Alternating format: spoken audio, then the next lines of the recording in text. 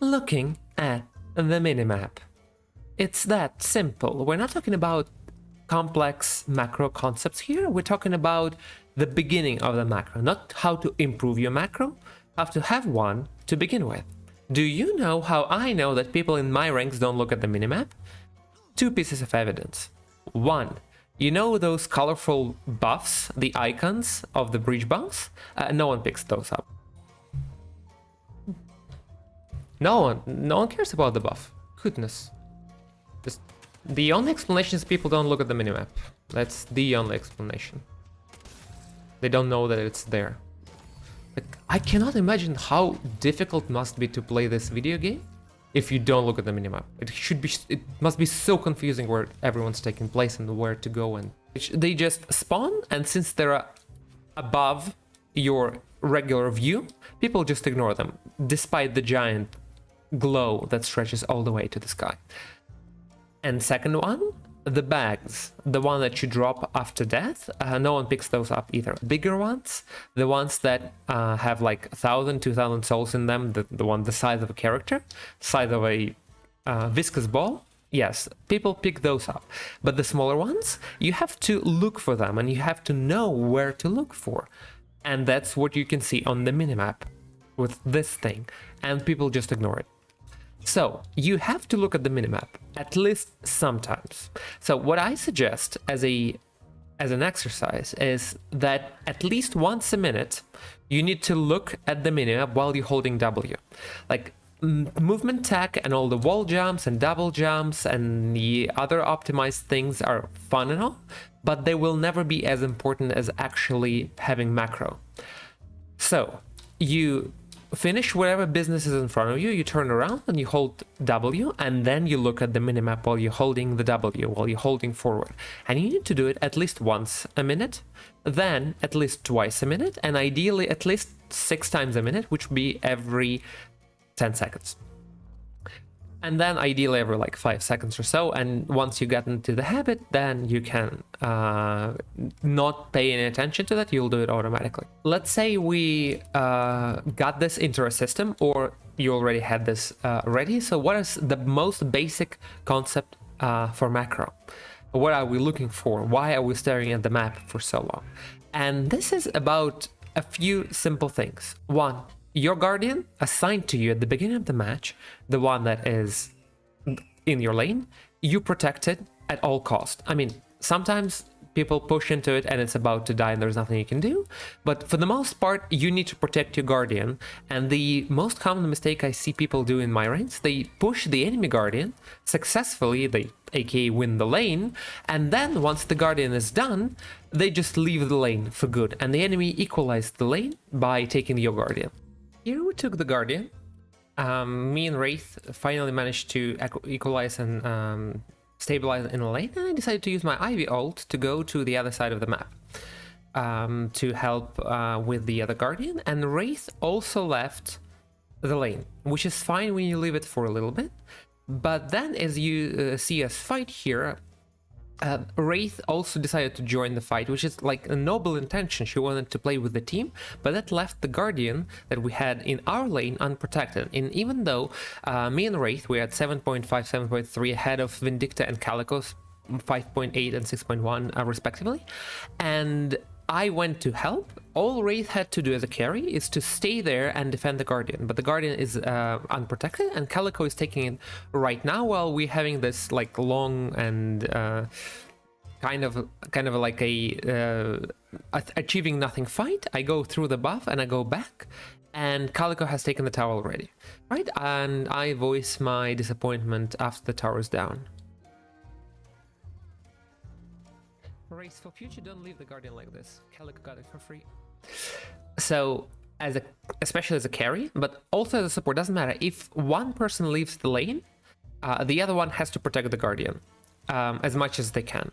If both people are staying in the lane, then yes, you can spend more time doing the neutrals, the slot machines, etc, etc. So your ebb and flow at the beginning of the game is very simple. You do whatever you do in the lane, you do the troopers, and while the other wave is coming, you do the boxes, or you do the neutrals, or you do the punch the slot machines, and then you come back to protect your guardian. Don't be afraid to leave the neutral camp unfinished. Let's say you don't have much time, you quickly finish the a few minions, right? Ideally, you don't spend that much time on it, and then you don't have the time for a bigger one, you just leave. You leave and you protect the minions in front of your guardian. And you do it over and over and over again, as long as you can, so the guardian stays alive. It also maximizes your income. When you get every wave and something in between, this is how you get rich. Concept number 2. Once the guardians are down and the waves go to the walkers, the way you defend the walker is that you deal with the wave at the walker and one more. So you escort your troopers and assist them with dealing with the wave in front of the walker and then one after.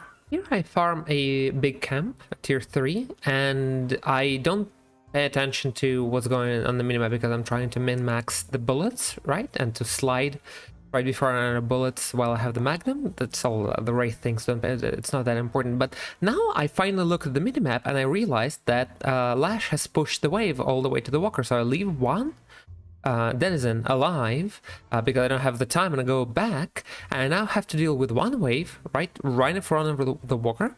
And once this wave is dealt with, even though there's Lash nearby and Mina is going after him, I still go for another wave to deal with it first before I can leave to shove the wave out. So the momentum of the wave is going forward, and I can go and do other things, like for example there's Denizen Camp, because now, as you can see on the minimap, the wave is on their half of the map and now they have to address it. And we do all of that to achieve one thing: the control of the what's called a river, right? It's a canal. It used to be a river here in the previous versions of the map. It's the waterway, which leads into a mid-boss. This is a river, okay? For all intents and purposes, like a Dota, it's a river. So the river is the most important thing, and you always want to have your trooper waves and your lines, which is the lines you use, the zip lines, that you use to travel across the map, to traverse from base, etc. You want them to stretch to the river and even further, because the river is buffs, right? The bridge means the buff every 5 minutes, but it also means the shop. It doesn't matter which side of the map you start on. When you're next to the bridge, then you just look around to the left or to the right. There will be a teleporter sign. That's the shop, right? The same on the other side of the map. You go towards the bridge, and by the way, there are jump pads. I will show you in a second. And next to the bridge, there is a teleport. So doesn't matter which side you're on. If you control the river, then you have access to the teleporter, to the buffs, and to doing all of your neutrals and the slot machine safely, and stealing the enemy closest camps, like for example this camp here. If it's the enemy side of the map, but the wave is pushed far away, I can steal the enemy jungle if my allies are vacuuming up all the neutrals on my side of the map. Don't forget there are a few jump pads, and again, it doesn't matter which side you start, so your base will always be at the bottom, but remember the map is mirrored. So whatever side you start with, Sapphire Flame or Ember Hand, there is this jump, you can do a wall jump, and you get access to the bridge, and diagonally there is another one. So here you can get to the vent from, again, wall jumping, punch, and you are at the jump pad again. So if you control the river, doesn't matter which side you come from, you have access to both of those vents, and there is the same vents on the other side. And you have access to more resources, to the buffs, and to the shop. Another mistake I see a lot in my ranks is people just, they don't have the control of the river, so they're afraid to go to the shop. There's another entrance to the shop, by the way. And they just go to base every time they need to buy an item. This is a giant loss of time. Here is, again, this is the vent. You easily access this one. And there is a diagonally this one here next to the vines on the wall. You can wall jump or just double jump if you don't have the time, but you have the stamina and you access to the buffs. And also you have a lot of crates on the rooftops that if you have the control of the river, then you can farm all of them. So let's recap it, all of it once again. The beginner's macro guide for Deadlock. You look at the minimap at least once a minute, ideally twice a minute, and then perfect 6 times a minute every 10 seconds. And then you work towards looking at the minimap at least 5 times every 5 seconds, like multiple times a minute.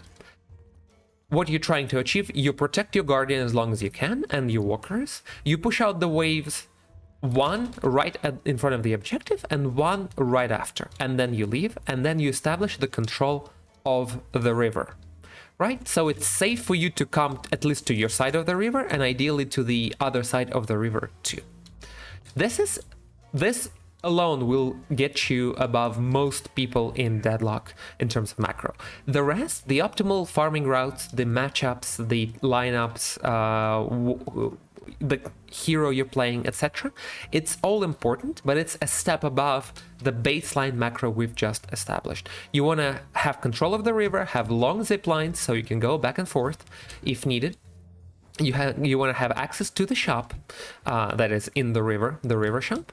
And you can want to have access to buffs and all the slot machines. And remember, all the slot machines are next to the river. So we have this one here.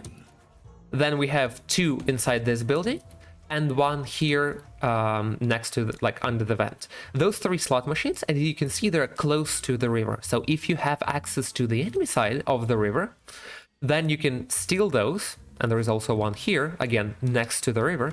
You can steal those safely and then just go back and play safe. You need control of the river, and to do so, you need to look at the minimap at all times. See you next time.